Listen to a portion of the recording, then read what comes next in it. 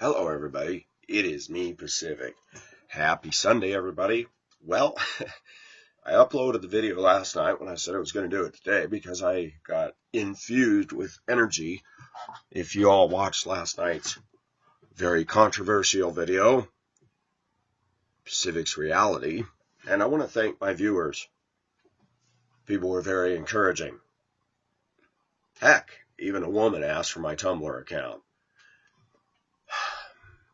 Let me say this again. When we talk about the subject of God, His holiness is so perfect that if He were to show up in all His Shekinah glory to us, and we didn't have Christ as our sacrifice, we would be consumed by His mere presence. We in America don't seem to get that into our minds, that the holiness of God could literally burn us and just vaporize us. We are so imperfect, we are so far from Him and the way He is, that it is only through the grace and mercy of Christ that we are not consumed. The Bible even says that. By His mercies we are not consumed. Pity the unbeliever who says there is no God, who says I don't need God. They have no cover. They are naked before God. They have not been clothed with righteousness. They do not have eyes that can see spiritual. And they are not rich with the blessings that come from God. Last night, my phone rang at the end of the video. It was the woman I dated. I thought it very interesting that she calls at 9:15. She knows I typically go to bed early. And I thought, isn't that funny? So I answer it. I said, hello. I think you're mad at me. I said, no, I'm not mad at you. Really? And I said, no. And I felt it's time. She didn't take the hint. She knew something was up. But let's just say that, let's just let the cat out of the bag. Wow. I said, the last few times I've been with you, it's becoming increasingly apparent to me that I'm not your cup of tea. Oh, really? No, not at all, no. I said, well, you got to admit, I said, we're different. I said, I'm very passionate, expressive, talkative, very high energy. And I said, I've tried. I said, since I come back from Asia, I said, yeah, that relationship that I pursued over there, that failed. We know that. I said this to her. I said, but I come back here and I said, I can't believe it. And I used the F word. I said, I'm sorry, but dating women in America, I said, people in America, I said, America is effed. I said, I've tried to be nice. I have met nothing but relationships that are just problematic, dramatic. And I said, I've been very nice to you. I haven't done anything wrong to you. And I said, when I went to go wash my hands with a bar of soap, I said, you were very rude in how you handled that. I didn't know it was face soap and not to be used. I said, and then when I was standing behind you and you were looking for a nail, I didn't touch you, I didn't say anything, and all I did was look with my eyes to see if I could help you find a nail for hanging a mirror in the bathroom. And you went, don't have her, and you got all. I said, and then I added, I said, I talked to a couple of my friends about the soap thing and some of these things, because I said, I want to make sure that I'm not off my rocker. And my friends flat out said, this is ridiculous. And then she cut me off. She goes, you see, you told everybody your side of the story. I thought, no, I didn't tell them my side of the story. I told them exactly what happened. And she continued to talk in that whiny, fighty, debating voice. And I said her name several times. I said, and she wouldn't quit. I said, hey, there's nothing else to talk. And I didn't yell. I said, there's nothing else to talk about. There's nothing else to talk about. Hang up. Just like this. Not one text, not one call. Pacific is a nice guy. Thank God I didn't get intimate with her.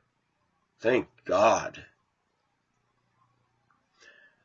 There's a satisfaction that comes with saying, boy, I wanted to.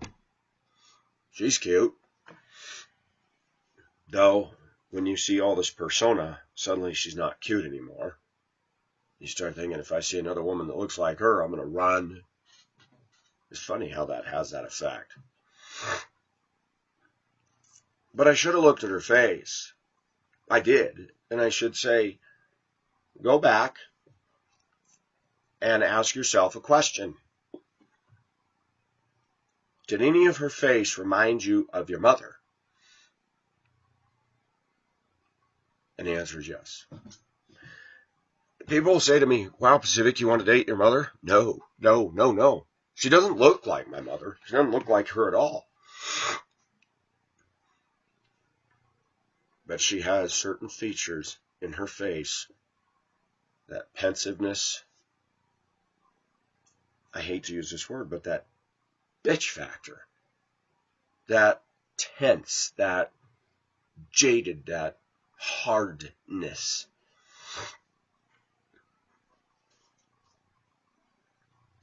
I don't know why this is, but Pacific has had a very hard time finding fun-loving women that are slender, that are into me, come my way in this country.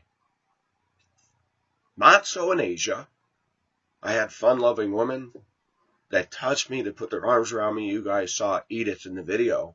She's got her arms on me. Cute. So many women over here are wound up so tight. My friend and I were at Cherry Creek Mall yesterday, and trust me, I was looking. So many pretty women. Ones with cute eyes, cute kind of old-fashioned hairstyles, like in the 20s. And I saw pretty women, much younger than me, and I saw one who was sitting in Starbucks. My friend wanted to get a Frappuccino latte with coconut milk. Gosh, $7 for all this. She says to me, see, this place is always busy. I said, I know, people really spend their money in here. And I watched. It was high society, hot-looking women coming in. Or guys that were wearing their little Birkenstocks and their slacks and their...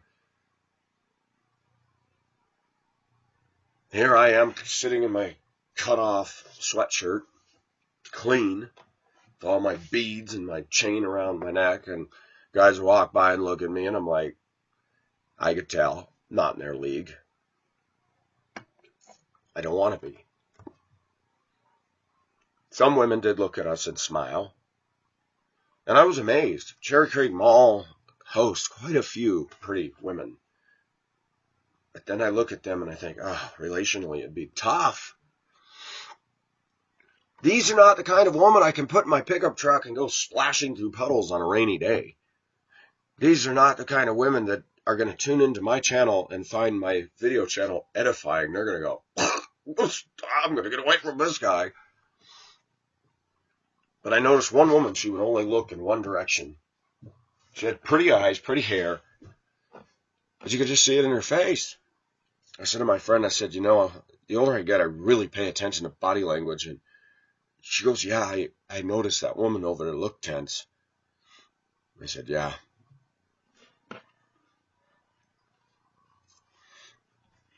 Then one woman sat, long black hair. She must have been in her 50s. I don't know if it was her granddaughter or her daughter. Her granddaughter was pretty. Long black hair, slender. Had a Wyoming shirt on. And this woman sits over and she looks right at me. My friend and I are sitting at a table with 4 chairs, and I sat out of the way of the traffic. And there's a big couch you can sit on. There was a very attractive high society woman sitting over there with her legs crossed. But I glanced over at this woman, and she's boring down on me. Not with a hostile look. And I'm thinking, gosh, What's going through her head? I'm not thinking bad thoughts, but I'm just thinking, why is she looking at me?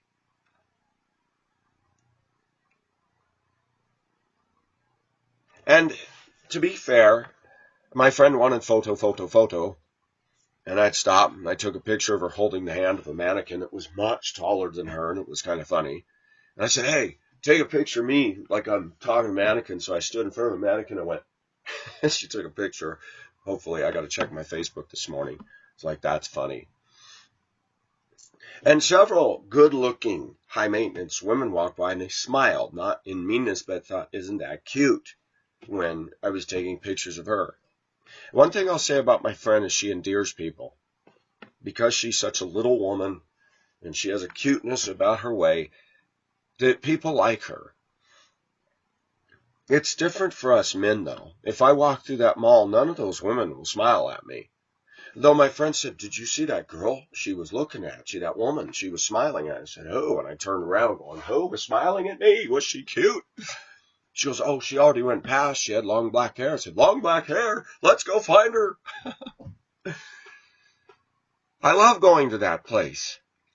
But I also think that the reality is you're not going to date with these girls. And if you do get a date and they find out what you're all about, it's going to be like a herd of gazelle. Feet going in all directions away from you. People want to say, Pacific dumped somebody. I didn't dump anybody. That girl dumped me from the first time. Talked to the man of the house last night, told him what happened, and he says, you know, she dumped you effectively 5 months ago, and then she shows up again, and I'm just thinking, what is going on? I said, I know. I said, I gave her a chance. Calls me at 9:15 on a Saturday, and I thought, did you have fun being all by yourself today? No movie, no dinner, nobody to do a jigsaw puzzle with you. Was it fun? And why did you wait till 9:15? Why didn't you call me the other day and say, is there something wrong? Yeah, there really is. When you tell a woman that you talk to somebody else about their crazy behavior that they don't want anybody else to know about, that's when the gloves come off, and I caught that. She started to say, oh yeah, and you tell people your side of the story. My side of the story, I went into the bathroom, sat on the toilet, went to the toilet, flushed the toilet. No, she wasn't in there, door shut.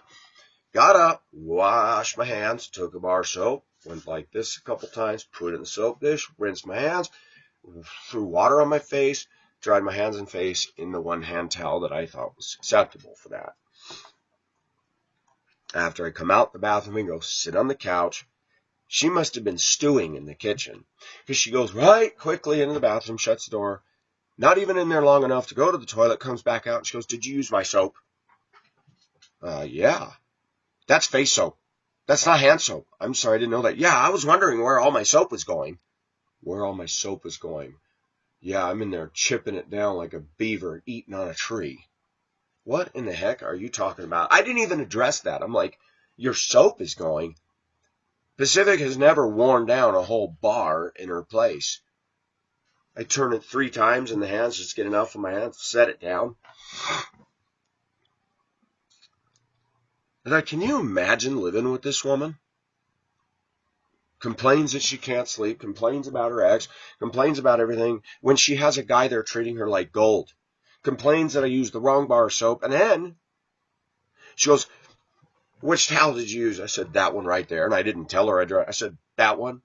She goes, yeah, that's for hands, and this one's over for the face. Oh, I better not tell her I used the hand towel for my face, too. That'll light up another piece of fireworks. The whole evening she was tense. The whole evening she was not approachable. She was a porcupine. And I thought, wow, how is it that women in this country don't see themselves and hold a mirror of truth up to themselves? And then they wonder why men drift off into the world of pornography. And women will blast and pound on men. By the way, Schultz, thank you for your intelligent comment. I did not know that was going on in the adult bookstores and porn stores. I don't like violent stuff. And I guess women need to know something, that even in me, when I've looked at porn pictures, I have looked at women that are pretty, what I call tasteful, classy nudes, because I appreciate the beauty of a woman. I do not want to see a woman in whips and chains. I don't want to see a woman tied up in bondage. And you see in Craigslist an increasing thing about dominance and submissives, where they want to do horrible things. That is a sign of a satanically infested society culture that's going down the trash. And I agree. If you want to talk about a hatred of a woman, anytime you want to do horrible things to a woman in tandem with sexual acts, there's something really wrong with you. I think it is normal for men to have an attraction to eroticism. But when eroticism includes fetishes that are drawing blood, that are injurious to another, spanking, whipping, beating, tying somebody up, I'm not talking about fuzzy handcuffs and cute stuff like that. But I'm talking about just bestial, banal stuff. And you see women and men becoming increasingly more hostile towards each other. And you see the way people are interacting with each other day to day in our society, and it's not pretty. It's just not pretty.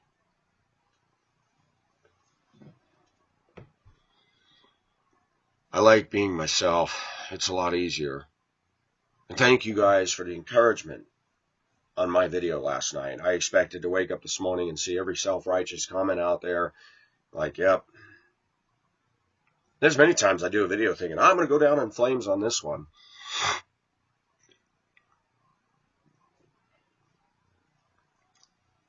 God is still good. God is still not done with Pacific, and Pacific hasn't left God.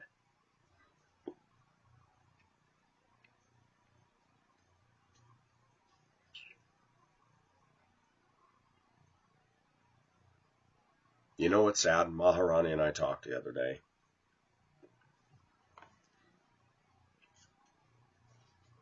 And I was reminded again, jolted into the reality. Here's a woman who accepts me lock, stock, and barrel.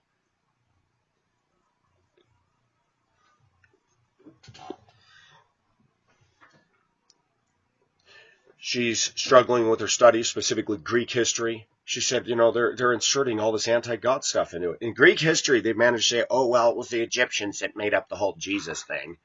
The Egyptians. Boy, that's a new one. They must have consulted that from the Baby's Liar Book of Wales. You'd have to watch my other videos to understand the context of that. For those that don't know, my cousin and I were kids. We were sitting at a restaurant one day. Excuse me. He was telling me something about a whale, and I said, did you get that out of the Baby's Liar Book of Wales? He got all mad, but he started laughing. We use that to this day. We're talking about a false theology or false viewpoint. He'll say it. He'll say, oh, that guy probably got that out of the Baby's Liar Book of Wales. And I said, you know what's awesome is I coined some silly little sarcastic thing, and you're still using it. He said it was funny, dude. It fits.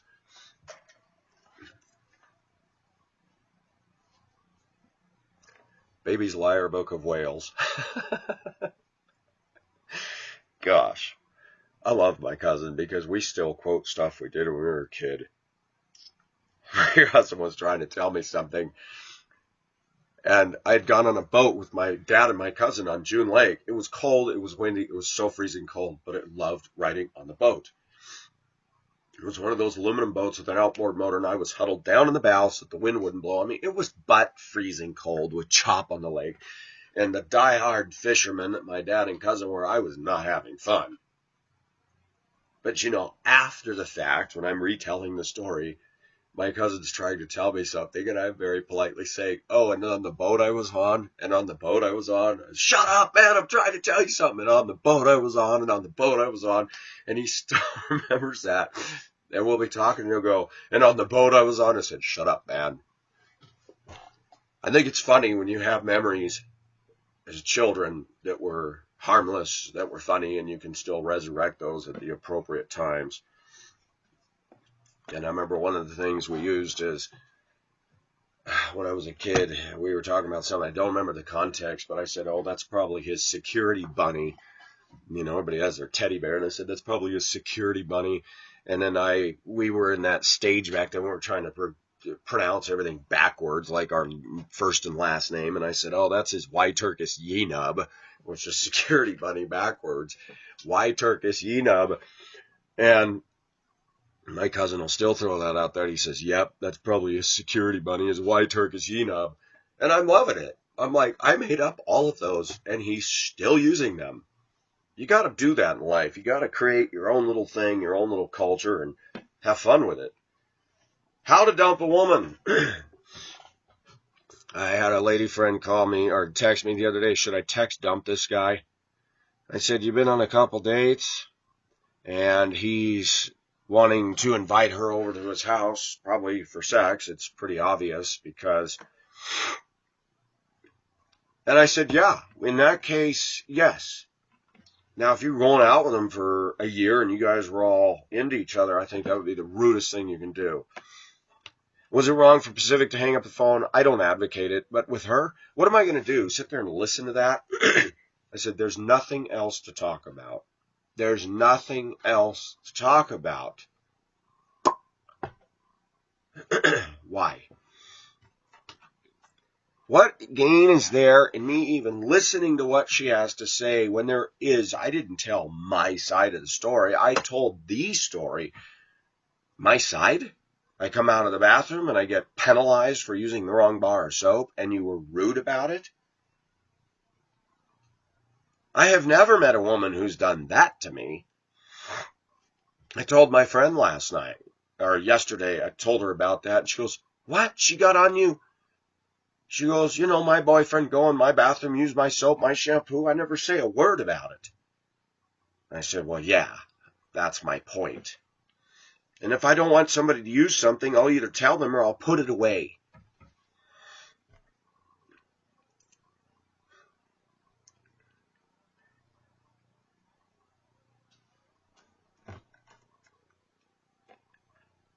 The silence is deafening.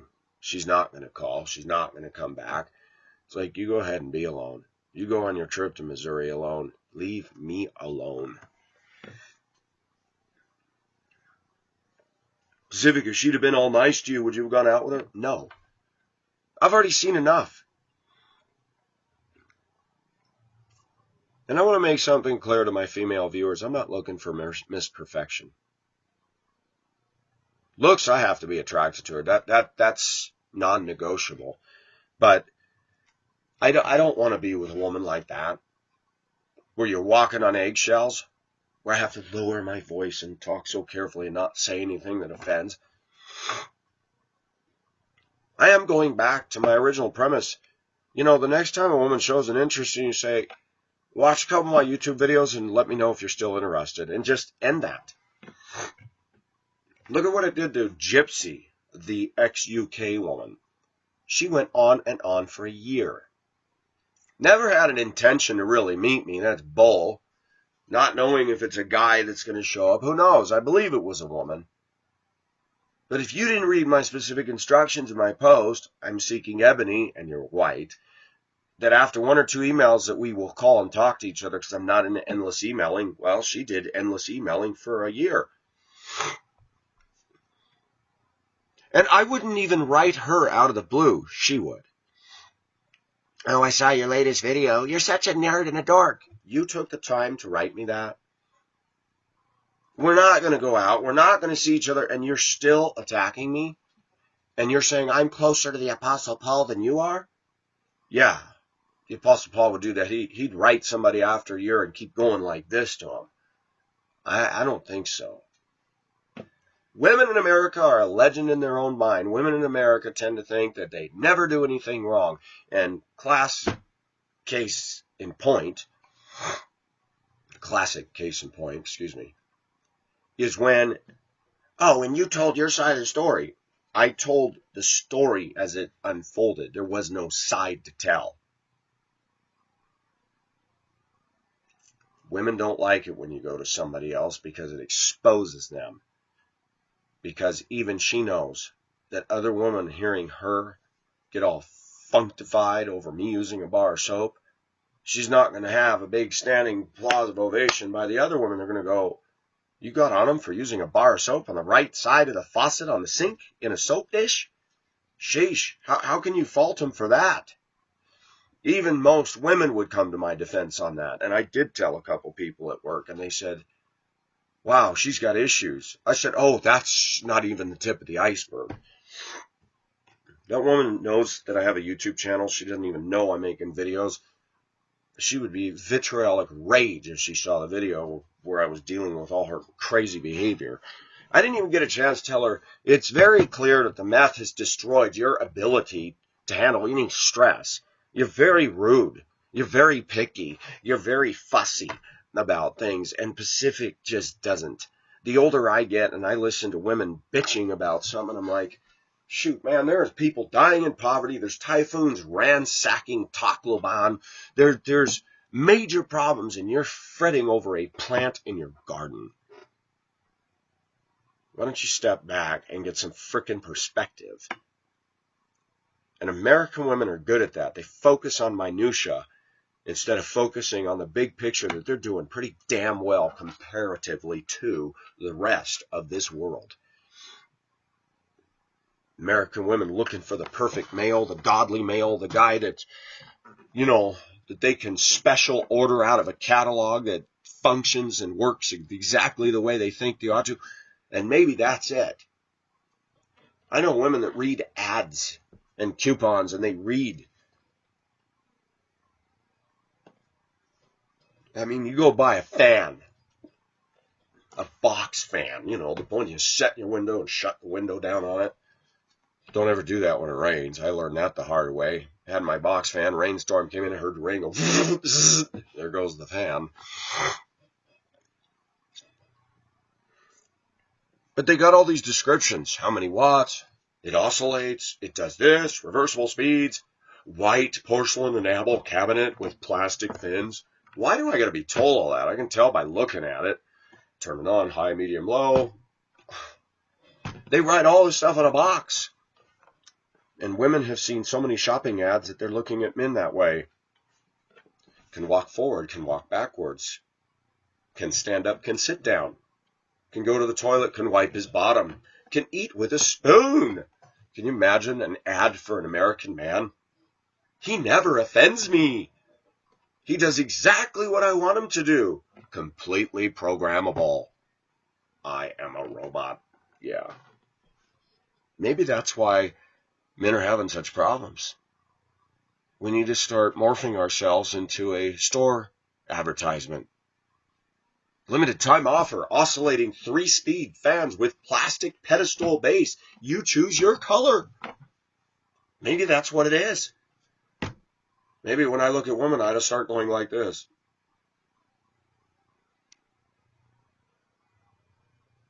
Like a fan. Sorry, just having fun. Has full functioning right and left arm. Toes move independently from foot. No batteries needed. It's not solar powered. This is great. You don't even have to wind me up. You don't have to put a key in my back and go. That was a bad sound effect.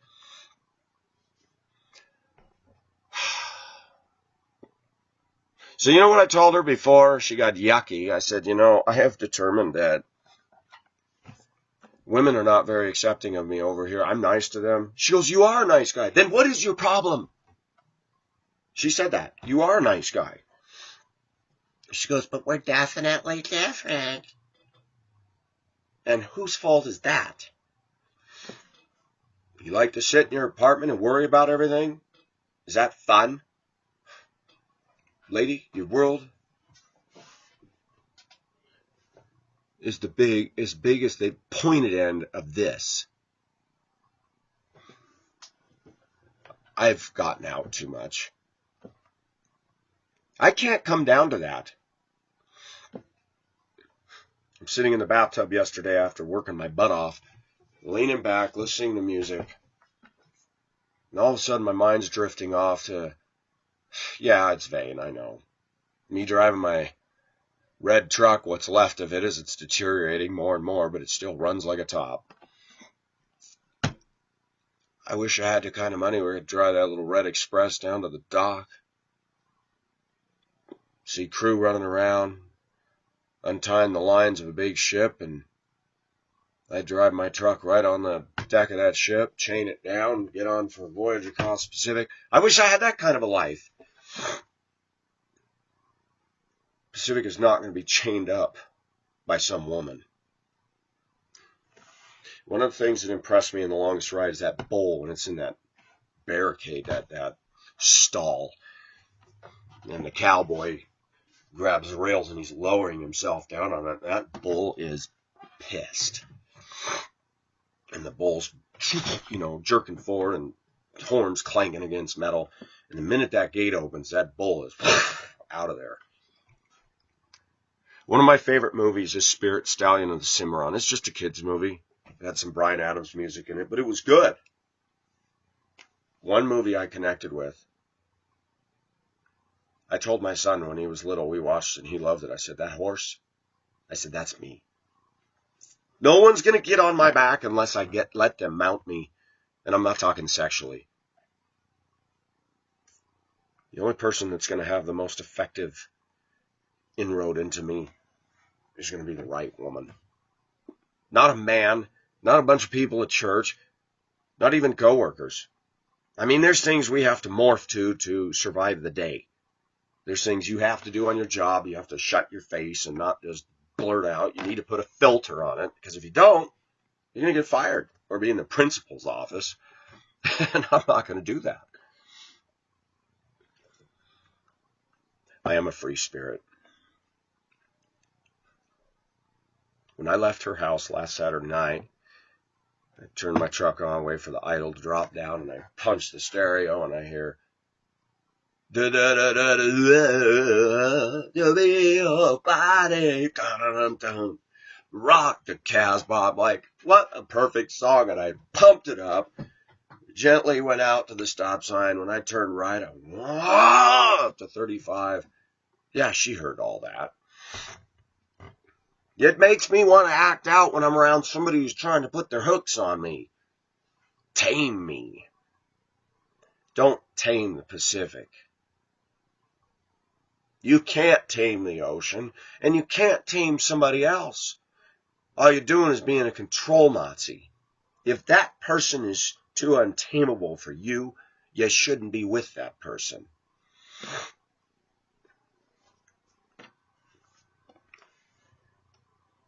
The right woman can melt my heart. The right woman that shows me the love that I need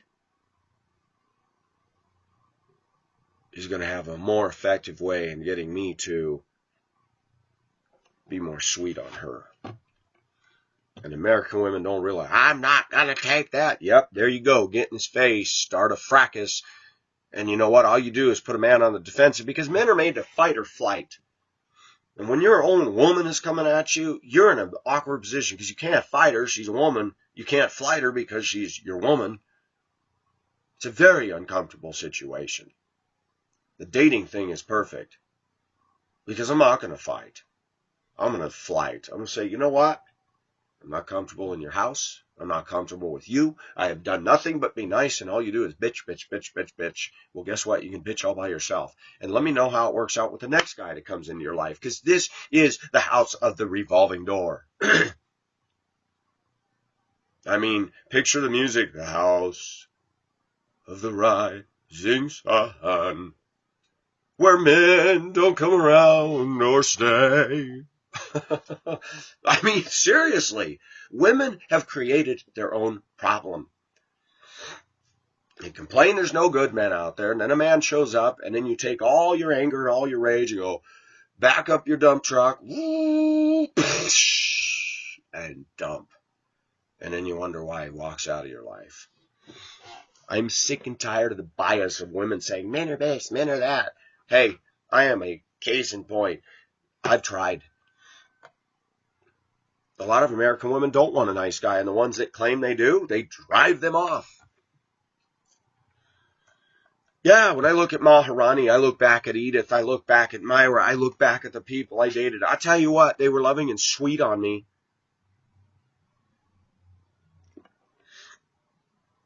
Maharani doesn't want to do this university thing. She goes, I wish I could get out of this.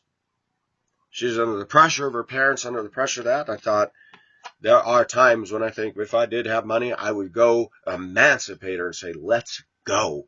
Let's go get a simple 2-bedroom house somewhere in Asia, and let's say bye-bye world. Let's simplify. Let's have each other. And yes, I would probably still make videos just to show people that the story has a happy ending. I think it'd be fun to have her look at me and she's not next to me and I'll say, hey, honey, while I'm on video, are we supposed to get a typhoon today? And from the side, she throws a bowl of water and hits me in the face. And I go, oh, it's already here. Okay. Pacific likes this channel, likes this forum. And I said yesterday that if I had somebody, but I'm starting to realize if I really have somebody that's the right one for me, they're not going to have a problem with this channel. If they have a problem with this channel, they're going to have a problem with Pacific. And this here is a guinea pig of what most people aren't doing when they're trying to attract the opposite sex. That we play this little game in America. You know, guys put out all their peacock feathers, strut around. I'm doing well. Oh, I like him. He's so confident. Bull crap. It's a game. Pacific puts his video channel out there, and that's real. And so many American women are scared off by that because it freaks them out. But when are we going to learn? That's the part that the woman needs to see in you, is the real you. And when we don't put that out there, you're a recipe for failure, relationship speaking. When you don't put out who you are and you play the game, you pick her up, you open the door, you take her to the movie, but they're not seeing how you live. You're not talking about your failures. You're not talking about your core values, your convictions, and stuff like that. And she's not going to get that until she lives with you. Women freak out when they see this. Came back to Colorado. The first woman to respond to me. She was actually a nice woman, but she was liberal. She lived up in Conifer, which is the foothills town. I'm like, whoa, I attracted somebody from Conifer because I had remembered from the previous tour of duty here in Colorado that people who live in the foothills are stuck-up snobs.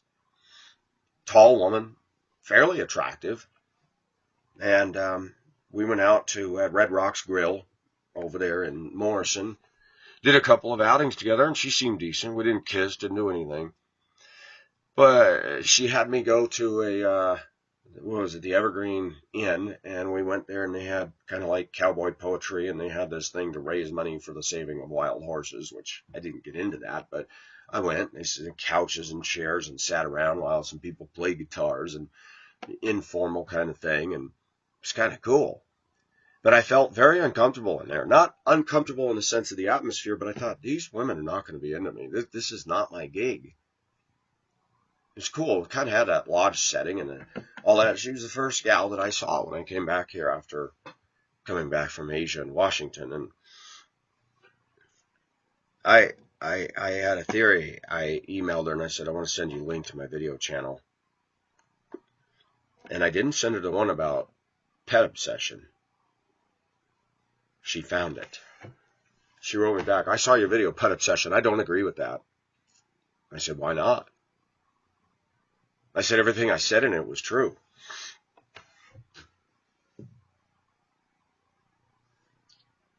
She wrote me an email saying something, and I wrote her back. I said, why are you telling me all this? It's obvious I'm not the kind of guy you're looking for. So I said, instead of telling me what you don't like about me, move on. No harm done. Then she sent me a letter. Well, you don't have to be mad. I'm not mad, but I'm just saying. I don't need to hear all the charges against me. I've done nothing wrong. Months went by. Then I'm dating the Korean gal, and I went out and helped her get a new cell phone. We're riding around in her truck. My phone rings. I said, hold on. Hello? And I didn't even recognize it because I didn't keep her in my contacts. Hi, how are you? I said, oh, I'm good. I said, how are you? I said, I'm actually sitting next to my girlfriend. We're out running her. Oh, I'm sorry. Never mind. Click.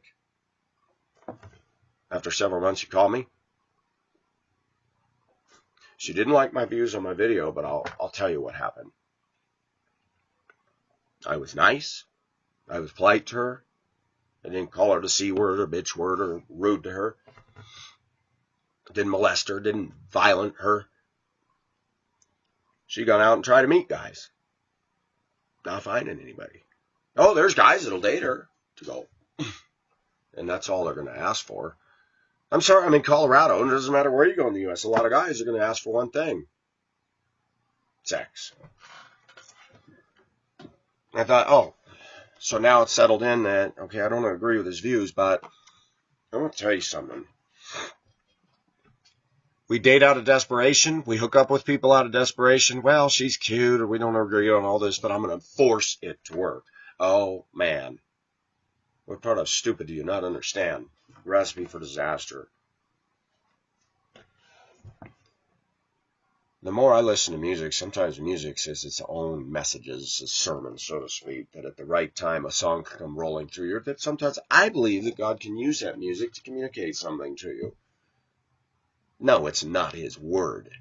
And His Word is above everything else. But how many of you have been going through something, you're discouraged, and a song goes through your mind and immediately lifts you up and go, thank you, God, that was awesome. And it's not a Christian song or a hymn. It's just appropriate for the situation. I think there's nothing wrong with that. I want a woman that's heart and soul with me.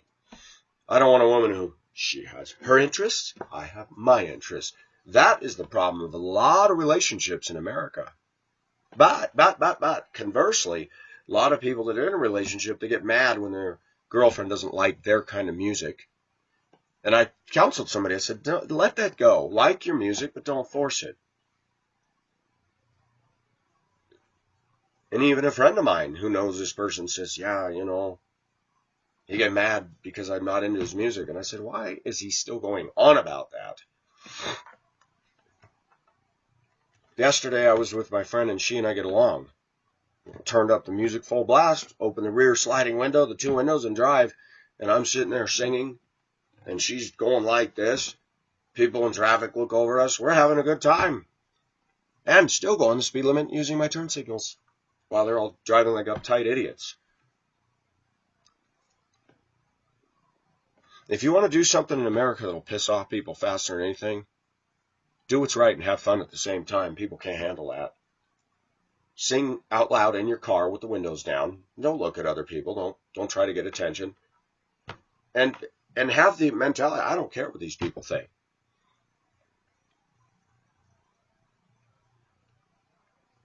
Watch what happens. They'll cut in front of you. They'll glare. They'll look at you. But trust me, those same people, after they have a few beers, it's too bad you couldn't get a YouTube video and do this and then post it and say, oh, here's what you were doing after you had a few. Liquid courage. As somebody was telling me a story the other day. Oh, yeah, when she got her beer muscles, or he got his beer muscles, beer muscles. It's true. I was sitting in the break room at work one day, and women said, oh, I wouldn't get up and sing in front of everybody until I had a few. And that is common. I said, boy, that's funny. I don't have any. And I'll still get up and sing. Really? You'll do that? What, you think that's novel? Man, if you don't have confidence without the alcoholic controlled substance, you got a problem. And that revealed to me most Americans aren't confident. Why do you think they buy show-off cars and put their hand over the wheel like this and look like they're so cocky and in control? Because they want to look and appear that way. They're not in control, and they're not confident. I think our whole nation is stuck on insecurity, big time. That you're defined by what you drive? You're defined by your income? How about if you be defined by who you are, just unvarnished? That's what I like about this channel. That's what keeps me going, is I'm unvarnished, and people have accepted me for who I am. That there are women that can accept me for admitting that I looked at topless pictures and post pictures of two topless women hugging each other. You know what? It doesn't bother me when a woman says, I admit, I find that arousing. When are we going to be honest? You want to hear something else? Let me drop another bomb. Because of the roads I've been down, because of what's going on, I think I'd rather be married to a woman who's bisexual. One who really loves me, but who can look at another woman and go, dang, she's hot. I'm actually comfortable with that. When I say that, I'm not saying that I support gay marriage and all this gay stuff. I don't. But it doesn't bother me that a woman's turned on by another woman's beauty, breasts, erotic. It doesn't. Is that wrong from a Christian standpoint? It is. But I'll tell you what, I would have more fun with a woman who's honest about stuff like that. I don't care what anybody says. When you're married to your wife, this idea you're going to have perfect, fulfilling sex with her every single day of the year is a lie. Christians promote that. You can restore the love that was lost in your marriage. If there was no love to begin with, if God did not build the house, that house is going to come down like a deck of cards. Fact. Should couples have other people in the bedroom? No. You're getting into adultery. You're getting into some stuff. Should couples role play with each other? Hey, if it's between you and her and you're not doing anything harmful to each other, I think that that's perfectly okay. But what we really need to go back to is finding the one. And we don't want to look at it as some magical, mystical, My Little Pony, My Little Unicorn. But Pacific, speaking of My Little Pony, I'm living in a very different world. That when a teenage boy on my bus, who I wondered if he's possibly gay, he always talks to me, he's polite, and I've always polite to him, because you know what? When you have confidence in yourself, most people go, oh, he's a faggot. You know what?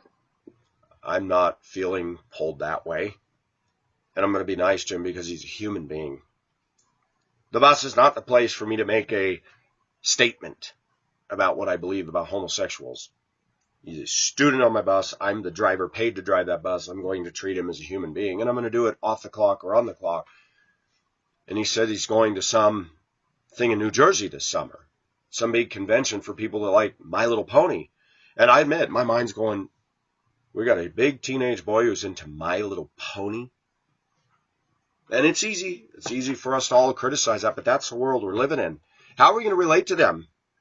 We're going to put up our sandwich board. You're weird. You're going to try to make an inroad. I'm not into My Little Pony. I thought, My Little Pony, that's for girls. Well, you got boys now becoming girls. His mother is gorgeous. And do you know, out of all those high-maintenance parents that stand out there on this route, the white girls that are on that bus, all of them are very attractive. All of them. And the parents are high maintenance. And some of them wave at me, some of them don't. But it was the mother of her My Little Pony boy that came up to my bus on Wednesday and said, thank you for driving the bus. We were glad we had you. You're very good. I said, thank you, ma'am, for telling me that. What's going through her mind that her boy's into My Little Pony? What's going through her husband's mind? I don't know. Maybe they accept it. But I noticed something. He seems to be well adjusted with his parents. We live in a different world, folks. And Christians do things that don't always fly with the preacher or with Scripture. But one thing I do see that Pacific doesn't endorse that's going on in Christian circles is the meanness, the put-downness, the hateness, the gypsy mentality, the just got to come after me for you're stupid, you're retarded, your videos, you're a dork, you're an idiot. She sent me a thing about Maharani. If I was Maharani's parents, I wouldn't want her seeing you either. Why are you telling me this?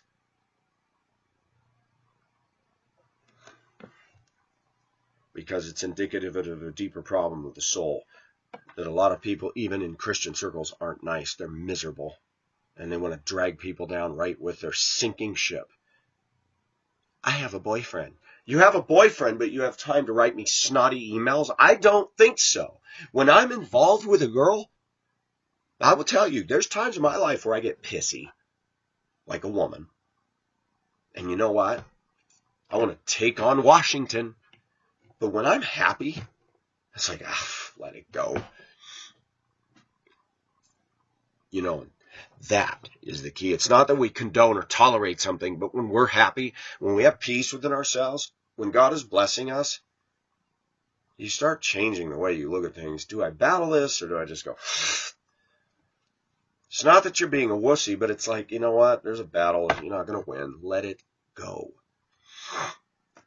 But when a woman's writing you for a year, telling you what a piece of trash you are, and saying, I'm close to the Apostle Paul, and you are, wow, this woman has not read the Bible. Kindness, gentleness. Christians are mean as hell to one another. I've had Christians laugh at me, make fun of my thick glasses, make fun of me. I've had Christians be very self-righteous. I've seen churches from the leadership on down, including Frozen Chosen Baptist, where they promote unacceptance. They're so worried about dotting their spiritual I's and crossing their spiritual T's that they're ignoring the camel they're swallowing, that they're just hating on people, shunning people, refusing to get involved with people that might stretch their little stupid comfort cushion zone. I don't think that's what Jesus came for. You read about Jesus going right into the middle of a prostitute, right into the middle of people who do certain things, and he's walking with them. He did not hang out with the religious Bob Jones University elite and say, oh yeah. I remember hearing the pastor of that church. They have a Christian school attached to it, and I was waiting for my son to get out, and a very hot-looking, provocatively dressed woman had her kid going there. That woman came up and talked to me. I was married, and I admit I had a struggle saying, oh my gosh, she's beautiful. She was not a prostitute, but she was dressed very seductively. When I talked to her, you would have never guessed this, but she was very intelligent, very nice. One day before she had come to me, she had come out of the building, and I heard the pastor talk to one of the other leaders. Look at that. Look at the way she's dressed. Boy, that's just totally inappropriate, blah, blah, blah, blah, blah. And he was ripping her to shreds. She came right over to me. She goes, hi, how you doing? I said, good, how are you? And called her by name, shook her hand, talked to her. Stick that in your pipe and smoke it, pastor. She ain't going to go to you for spiritual advice. It's tough, and I used to be like that too. Can I admit, to my shame, I used to... And yesterday I found it creeping into me. I go to Cherry Creek Mall. I see these stuck-up snob women coming out of the ladies' room when I'm waiting for my friend. Girls with shirts that are up to here, walking through. And you can tell by their countenance, they're stuck up, they're immature. And I want to go, what a bunch of freaking sluts and whores walking around, teasing men, but not going to show any attention to them whatsoever. That stuff pisses me off. They hate men, they think men are pigs, and yet they dress in a way that they know we're going to be looking at them. The American culture is very harsh, rude, in a different way. No, they're not cutting off our heads in the streets. We don't have ISIS reigning in Denver, Colorado. We got a lot of things that are better here than in other places, but it's the social dynamic is breaking down so fast that when you go to Frozen Baptist Church and those people got their nice little homes and they got their little doggy and they got their little SUV and they come to church on Sunday and the guy runs the soundboard and his wife gets up there and smiles and sings and everybody likes her and she's the poster child special one because she's blonde and cutesy and she sits back there during the pastor speaking and she's going like one of those sprinklers, you know. I remember we used to play with those things and you hit that little valve and get it stuck and it'd go. Oh yeah, we were bad. Those are the people that are favored in even those churches. They got their little good old boys club. It's like the pastor's talking. I'm looking at the choir behind him and you're not even showing respect and shutting your mouth. You're so special that you're more important to hear what you got to say to somebody else in the choir loft than shut up and respect the pastor talking. I got a problem with that. When I sit up in the balcony and all the high school kids that go to the so-called best Christian school out there are talking all through the service, and I've had to turn around several times and say, hey guys, can you quit talking? And they give me dirty looks, and the mothers who I knew from before aren't saying anything. And those same people look down on me for being divorced. What is wrong with this freaking picture? Something's not being transmuted into the Christian mindset over here. So I picked my battle. I said, I'm out of here. Never to return again, not even for a function. They're fakes. That Christianity is all about outward form, not inward transformation. And my viewers can attest, you go all across this American landscape, and I think most churches are all about that. I have a good core group of followers, and if a bunch of self-righteous female Christians want to lambaste me, don't waste your time. Go take your little holy perfectionism and go take it somewhere else, because Jesus Christ is not moving in your life. I can guarantee you that. Because if your relationship with God is in this nice, neat, little perfect box, you're not learning about the character of God. You start learning about the character of God when you have that struggle within you and God shows you your own rebellion. We gloss over the disciples. We don't look at them. Virtually all of them were not professionals. There was a tax collector and a doctor in there, but they were fishermen. If you know anything about fishermen, I can't speak for Israelis, but a lot of fishermen, when they get done, world's most dangerous catch, let me tell you, when they get off of that ship, they're heading straight to the bars and slamming them down. These aren't the guys that are going to be sweet and tender to a woman. And yet we tend to romanticize the disciples as these perfect little godly people. A couple of them were called sons of thunder.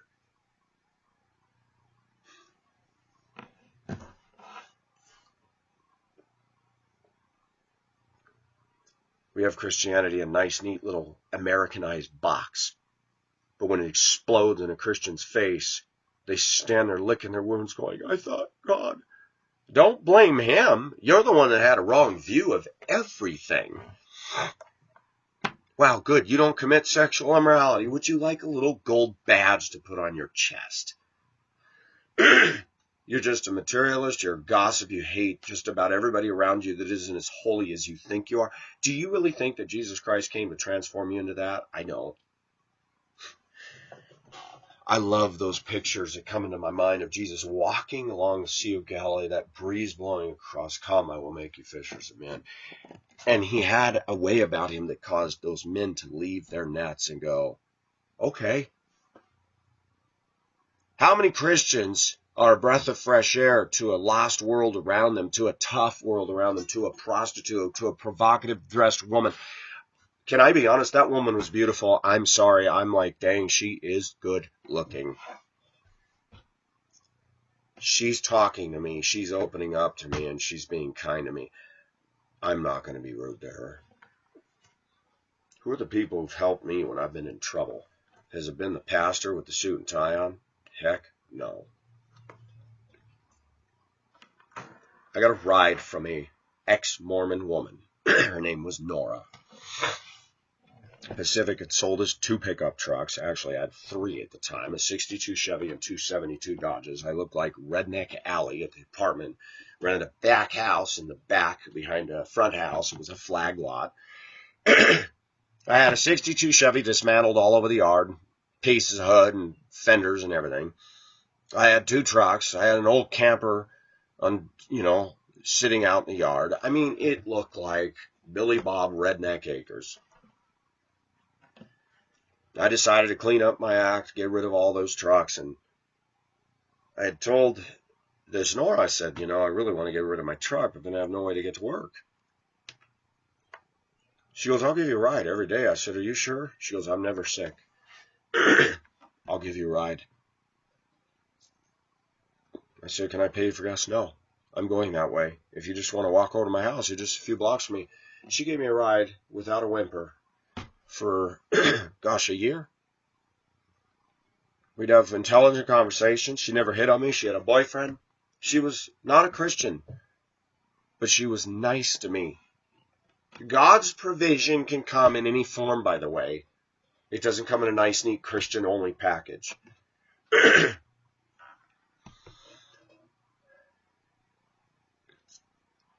One day, my black friend, Victor, "You're getting a ride with Nora? Did you know she used to be a witch?" I said, "I never knew that." "Well, you shouldn't be riding with her." I said, "Well, I don't see you offering me a ride." "Well, because I like to ride alone." I said, "Well, then don't criticize me for taking a ride with somebody who's been very kind to offer me one. And by the way, she's never been an evil influence on me. That woman is better than most Christians, brother." "Well, you should only be hanging out with the godly."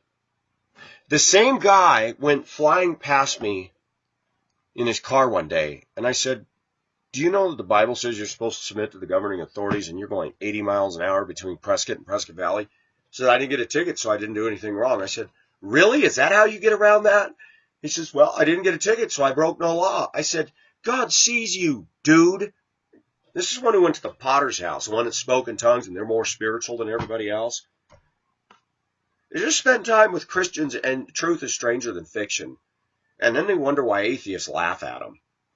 Sometimes I look at other Christians and I go, man, we're an embarrassment to humanity. I'm not going to apologize for them. I have nothing to apologize for. I'm not doing that. But then a Christian comes along and says, "Yeah, I like pictures of topless women. They're beautiful." We're going to pretend we don't. That's what we learn to do in church. We pretend that we're holy. It says in the Bible, "Be transformed by the renewing of your mind, conform not to the patterns of this world." One of the ways that people conform themselves to the patterns of this world is by pretending that they're not struggling with something. Do you remember when you first got saved? You heard somebody say a swear word and inside you, "Oh, that's bad, that's bad, that's bad, that's bad, that's bad." Yeah, but you used to cuss like a sailor just up until your conversion, right? We get all weird and we become very religious, and I walked into the bathroom one day and I will tell you, I walked into the bathroom and a Mormon had posted penthouse pictures with a woman's legs apart, pulling her labia apart so you could see all that stuff hanging out. And I walked in the bathroom on my break, I ripped them down and threw them in the trash. Went to my workstation, and later on he comes up, "Did you rip my posters down?" I said, "Yeah." I said, "I don't want to see that stuff." He got all mad at me. I said, "You're a Mormon. What are you posting that stuff in the bathroom for? You claim to be so much better than everybody else." Oh, he got all mad at me. Pacific would not post that stuff in the bathroom. Pacific would not post that stuff at work. I don't even have it in my bedroom. In my own apartment, I won't post it. Yes, I have it on Tumblr. Not that kind of stuff. That's gross. But a Christian admits his problems, and the church throws their spiritual snowballs at him, and yet the church is so full of hypocrisy and problems that it's okay. Most Christians don't believe. They have no conviction about driving over the posted speed limit. Did you know that? Most Christians don't think that's an issue. I don't care if it's Dr. Charles Stanley's church or, Chuck Swindoll, whatever. Most Christians get in their cars and they drive like everybody else. Be transformed by the renewing of your mind. But we're going to harp all over sexual immorality. We're going to bang that drum and bang that drum. It's like, is that the only thing we talk about on Sunday morning is sexual immorality, homosexual, and abortion? Is that the big three topics of the day? We don't talk about the rude body language of Christians. We don't talk. I tell you one thing that's not talked about in most churches in America is the way women have become and how rude they are and how uncouth they are and how unbiblical they are. We don't even touch that. And why is that? Because men have been pussified and backed into a corner that a pastor knows he starts addressing the problems of Christian women, he'll lose half his congregation in one sermon. Good. Do it. Get rid of them all. When you got a ship that's sinking, you throw the cargo overboard. When you got a church that isn't growing into maturity, start throwing the cargo overboard. And the way you do it is preach convicting messages and say, you know what? I'm going to start dealing with women. Feminization, feminism is not biblical, and we're going to start unpacking that. And I'd even have a sermon, "Women, are you looking for the perfect man?" And instead, now what they're doing is saying, "Be the perfect woman." I don't think that's what the Bible is calling for. Well, it does say, "Be perfect, as God is perfect." That's a rhetorical. The only way you can be perfect is to have the righteousness of Christ. That when God the Father looks at you or me as a Christian, he sees the righteousness of Christ, therefore we're perfect. Does that mean that my daily actions will show perfection? Nope. Does that mean I'm supposed to play this little act and game that I'm going to fold my hands just right, wear the right clothes? And I see Christians on Sunday morning constantly adjusting their stuff, but they're not working on this. I want a woman who looks at me and says, oh, gosh, I love you, Pacific. I want a woman who can look at me and say, man, that woman, she's hot looking. And I say, really? Yeah, she is cute. I want a woman that I can comfortably talk about things with and not feel like, oh, a woman is just, you looked at a picture of a topless woman? You need counseling? You looked at porn? The last 2 years of my marriage, I struggled. We had gotten the internet, and I did. I was downstairs and I looked at some pornography. And the next day I admitted it to my then wife. I said, we can't have the internet in here because I'm looking at stuff. I tried to do all the, the religious outward signs of trying to deal with a problem of the heart. I told her. I mean, I'm a sheep. I walk up to the guy with the guillotine and say, I did this. I deserve to be slaughtered. Just saying, thank you so much for your honesty. I love you. We'll work through this. She went to her work that day, told her friends, my husband has a problem with porn. All her women friends, hens in a hen house. Oh, that's a sign of a serious problem. That's so degrading to you. That's so awful. Blah, blah. Never once did she tell her friends she's been a bitch to me for 14 years and been awful, implacable, not easy to please, a rabid materialist, cold classic denialist, projectionalist, all the things that women yell about us men. Never did she tell any of them that. She came home and told me that. I said, you went and told all your friends at work that? I said, that was between us. I said, I'm not beating on you. I'm not asking you to perform weird sexual acts. I said, I looked at some pictures of some topless women. I don't understand. But it still was effective. I felt guilty because I had sinned against God. So she used that bludgeon. Now I look at her. She's drinking. The guy she's dating, she told me, oh, he's not mature enough. He's got too many problems. She's not walking in Christ at all.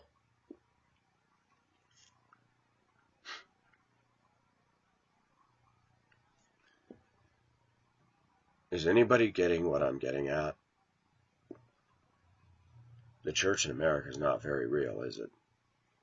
When an uptight Bob Jones University graduate pastor doesn't even have the decency to say, I noticed you stopped going to church. Is everything okay? No, it's not all right. What is the matter with you people? I would love to sit down and talk to you and challenge your thinking and say, okay, you guys are orthodox, but your orthodoxy, your hearts are dead around here. What are you really doing down here? Yes, your church is growing with a bunch of oldsters that are scared about the way the world's heading. But they're not getting out and engaging this culture. They get in their SUV, they pet their little Fifi, and they get the roast out of the oven at a certain time. Those are not world changers. God bless the old people. Leave them alone. Show them respect. But God, please don't be like them. Please don't be like them. Please don't be like them. They're all worried about somebody mowing an inch over their patch of grass. They get upset when a pigeon flies over their car and goes, pfft. I don't want to be like that. I came out the other day, my truck was splattered in pigeon poo. I'm like, wow, man, that's awesome. I get to drive home with my truck speckled. Well, you know, some guy's trying to show off. You like my paint job, dude? Pigeon poo paint, man. It's the best.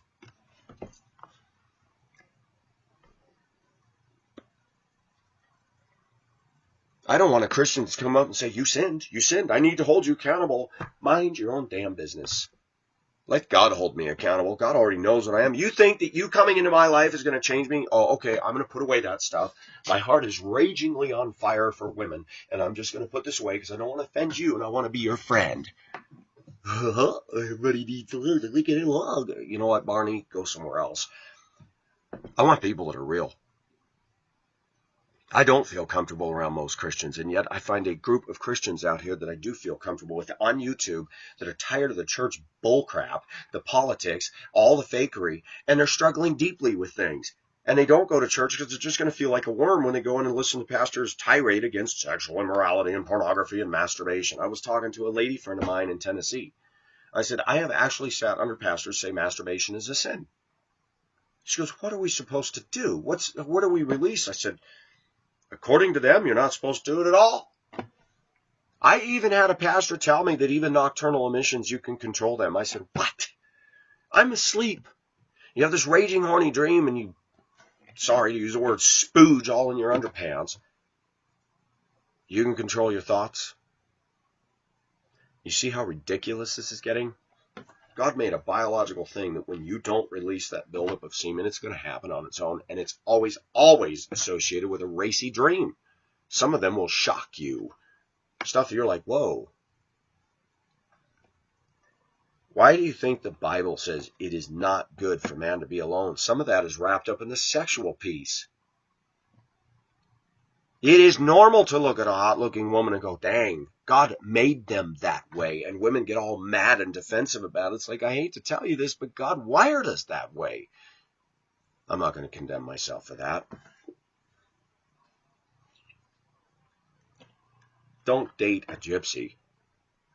Because if you slip up with gypsy, she will make you know. And you're not going to feel the love. Something's lost in this country. That's not love when somebody's putting their gavel waiting to slam it down on you. Guilty. Run from those people. You can spot them. I didn't tell this girl, hey, I like the thought of two women. I wouldn't tell her that. I wouldn't tell her half of my stuff. And I thought, that right there is enough to shut it down. Now, if she texts or calls again, I'm going to go, you're really stupid. But I think she's finally. There's nothing else to talk about. There's nothing else to talk about. There's no need for me to hear your so-called side. It's over, baby. What part of I just showed you the door do you not understand? Let me know when a nice guy comes into your life and it works for you. I can promise you I can write the script. You'll date another guy, drive him away, or he'll come in and use you and you'll give in to him and then you'll complain about that. I know where this is going. You're never going to find a man who's going to stay with you. You've not created that culture. I'm thankful there's men and women who get on my channel and admit they struggle with things. I'm thankful that there's men and women who accept what I have to say and don't look at me and go, oh. Excuse me.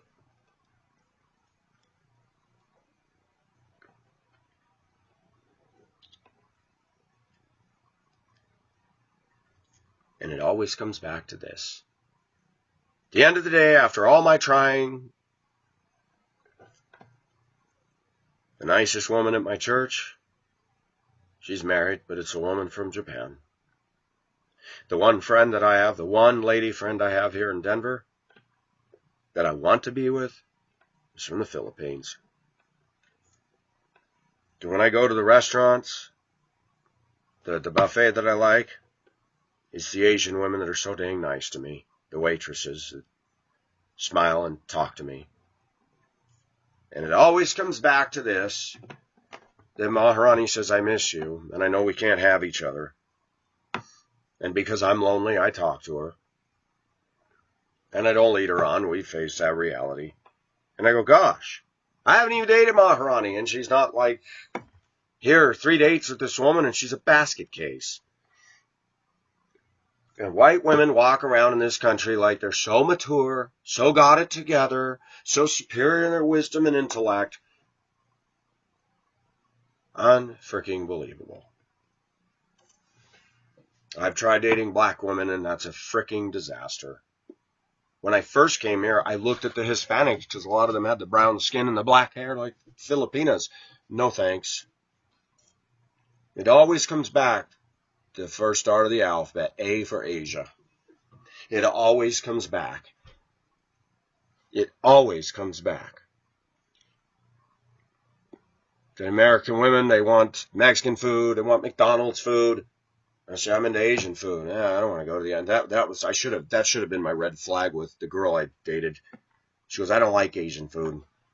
Oh, wow. She goes, you can't eat anything. I said, I can eat Asian food. Really, that's all you can eat? I said, do you know how much stuff there is in the Asian diet? Lots.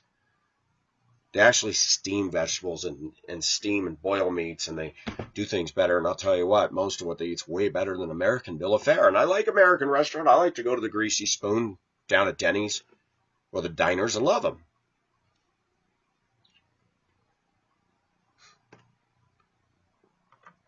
I think it's funny that with my various food allergies that Asian diet is the least off limits to me.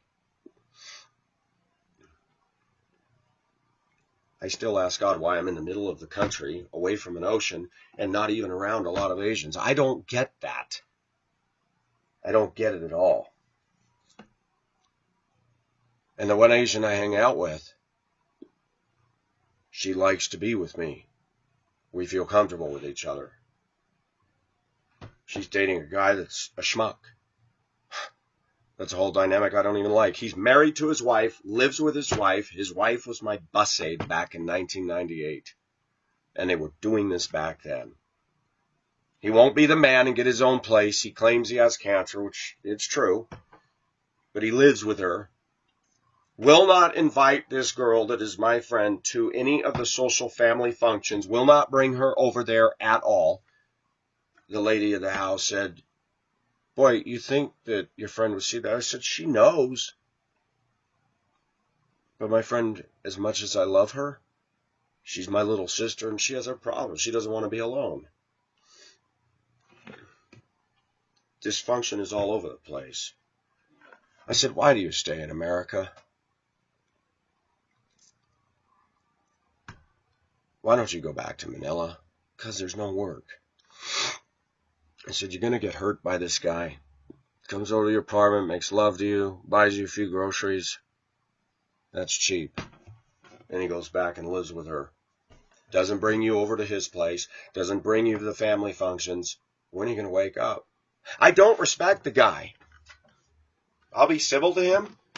But inside everything in me as a man says, man, you're an idiot. How can you do this? Divorce her. Move on. Get your own apartment and be the man. And that's our culture. Our culture is changing, and they're saying it's okay to do that. And if he watched my video, he'd be enraged at what I say, and then he'd want to play man. He cut me off in the parking lot one day, zips in his little black car, and doesn't yield the right of way, and I should have laid on the horn, but because I thought, That's the problem in our cultures. Men aren't men anymore. They talk tough. "Oh, I'm going to kick your butt." Yeah, you go ahead, buddy. And I'll have your butt in jail on a silver platter, and then I'll sue whatever money you got. Why do girls choose guys like that? I don't know. And I told her, I said, I don't want to talk about him because I said, what he's doing is not right. I said, you're just going to get hurt. If he loves you, he'll walk in that break room holding your hand, and he'll sit at your table. He doesn't sit at your table. He sits by his relatives. Wake up. A girl that dated him told me that. She got involved with him for 6 years because she felt sorry for him. I don't know what anybody sees in him. He's not what I would call handsome. His physique is not there. He's got major health issues, and I'm going, why do girls do that? They'll pass me over, a guy who works hard, a guy who can take care of a house, take care of property, and be the handyman every woman dreams of, who can be the lover that most women don't have with American men because they're rough, B.O., stinky, and just want to get an orgasm and run off and leave her there. And people look at me like there's something wrong with me in this culture. You got to be kidding me. I admitted to my friend yesterday because the gal I dated still texts her. I said she has been coming into my mind a lot. Yeah, she had all that funk going on with her husband on and off again. But I said she was the nicest girl to me in Colorado that I dated. She was sweet on me. She cooked for me. She touched me in a way that nobody touches me. I miss that. And she had 2 teenage kids that neither one of them, the girl couldn't stand me. I couldn't stand them. I thought, no, I'm not willing to take that on.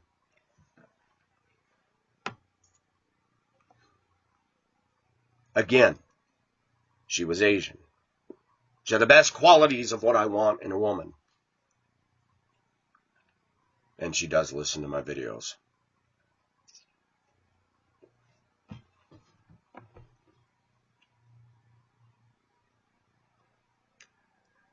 The thing that's sad is I'm not going to find, not in our culture of women, what I'm looking for. I have tried and tried and tried and tried. Most of the pictures in my Tumblr are white women. Most. 90%. White women are gorgeous. But most of them aren't passionate. They're erotic only in the way they pose and stuff, but I think a lot of women don't know what love is and don't even want real love. They just want stuff. They just want money. They just want to be spoiled and pampered, and I just don't get it. This is a video with a lot of stuff in it. Yesterday I said I have no creative juices, but a simple phone call from her, and all this comes out. That's good. It taps something deep inside of me to say, we need to talk about this. I have a viewer on here from Australia that I read her wrong. I was reading a comment I posted 2 years ago.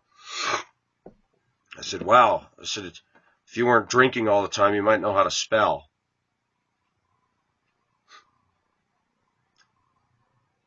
Then I saw some of her videos and I thought, she's had some setbacks in life and she doesn't drink or do drugs.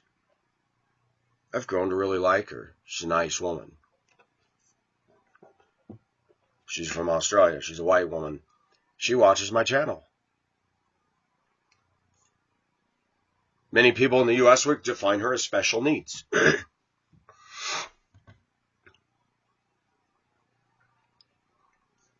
That we're so dysfunctional in our society that when somebody comes at you with something, we immediately react with the quills out. Then I started looking at her channel. I'm like, oh, she's actually a nice person. She's not hostile. She's not mean. She watches my views, and she may agree or not agree with everything, but she stays here. She's been faithful for years.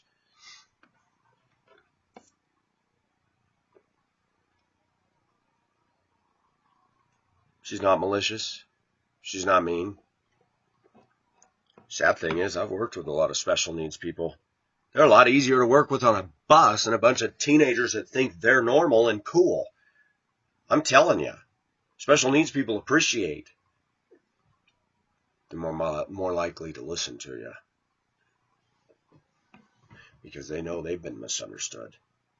They know they've been sidelined, marginalized, and ignored by a jet-set American society that's chasing SUVs and running with their dogs and their iPods on, and somebody comes by in a wheelchair and nobody knows how to deal with it.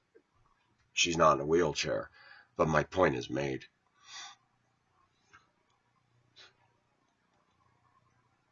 Where is God? He's omnipresent.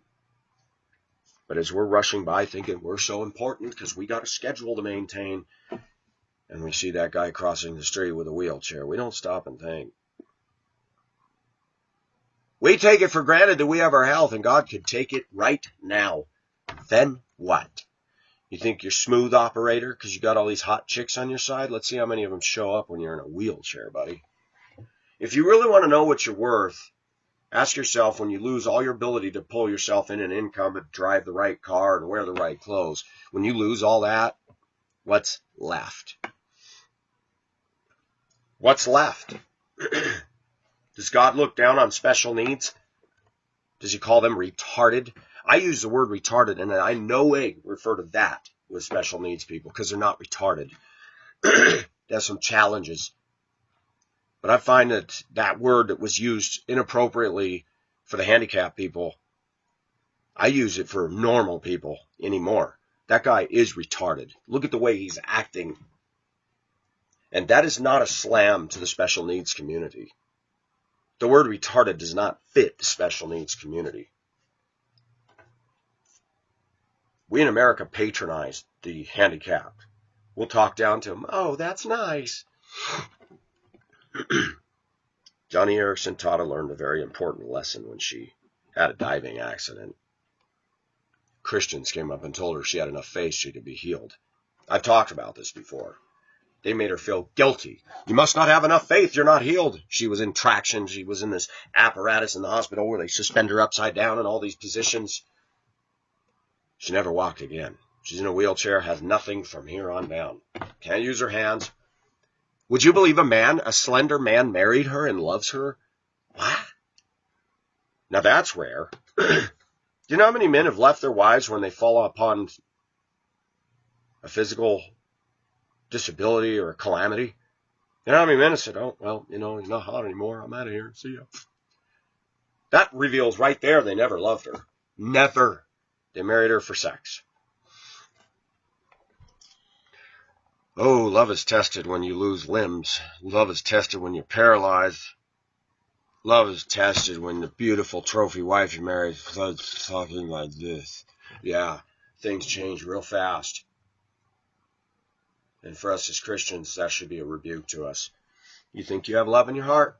Ask yourself if you really mean when you look at that hottie that you're lusting after now because she's a good orgasm for you, do you really love her in sickness and in health? Would you love her if she's in a wheelchair and couldn't do a damn thing for you? That's love.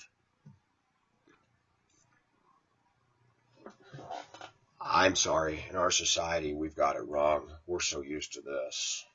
And that turns us on. But what happens when she can't be like that anymore? Then what? I'm not talking about women who put on pounds and get lazy and be couch potatoes and eat junk food all day and make their bodies look like crap. And that is what it is. You can say whatever you want. But when you're obese, that's ugly. That is gross. That is disgusting. That is a defiling of the temple that God gave you. And I'm sorry. I am sick and tired of women who want to justify their sin of being lazy pigs and sit there and say, well, God loves me just the way I am. There's a song out there. What if God were one of us? And at first, it caught me. Ooh, that's good. Until I read the words. What if God was a slob like one of us? He isn't. This is the problem of modern culturalism in America. Bringing God down to our level. Instead of putting God where he belongs and saying, unapproachable, inaccessible, except through Jesus Christ. Leave God alone. Don't bring him down to your level. Don't put God in your little box. He's not a slob like one of us. God isn't a fatso. God isn't a drunk. I'm so sick of people coming up. Well, you shouldn't look at the homeless and think they're all just panhandlers mooching. I'm sorry, when I smell alcohol all over the breath, and hey, money for me. No, I don't have any money for you. You're just going to go drink. Pacific, you could be entertaining angels unawares. Oh, that's a good one, a drunk angel.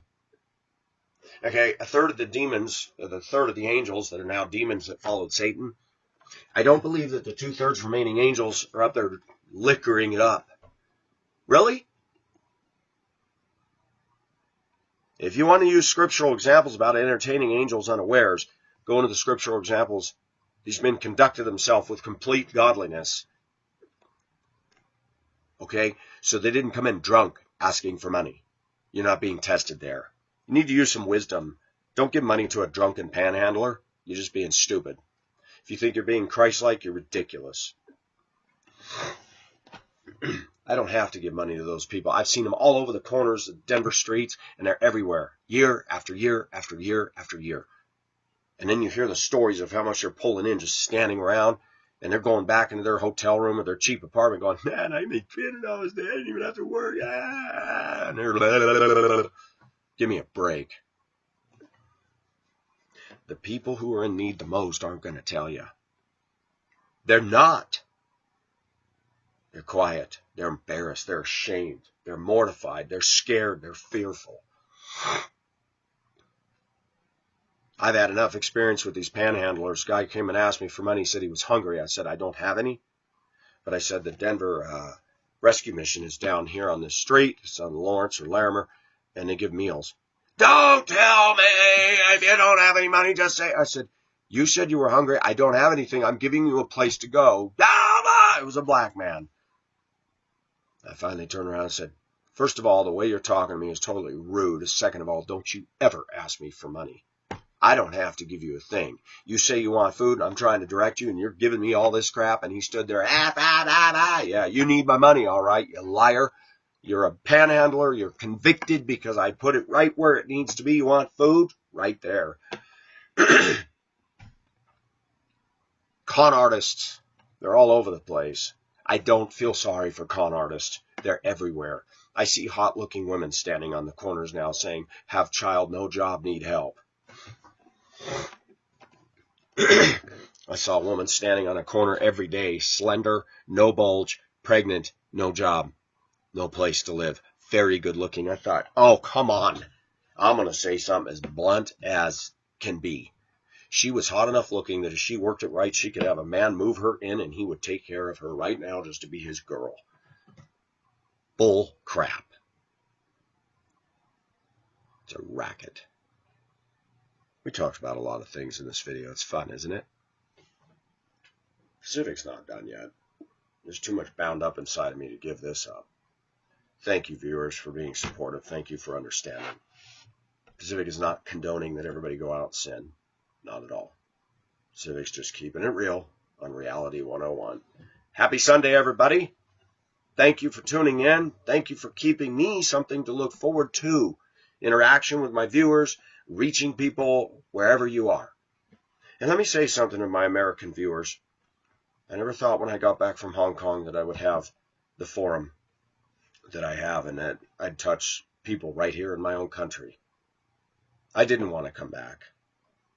I felt I had nothing to look forward to. I've had some good jobs, praise God. I'm meeting some decent people, and I've met a lot of people on YouTube that are really cool, and I'm thankful to God for that. It's nice to know that there's people in all the corners of this country that feel the same way, and they're frustrated. And this is a place where we can touchstone and say, hey, no, you're not weird in your thinking. There's other people that see it and realize it too. So, that being said, this is Pacific signing off. Bye-bye.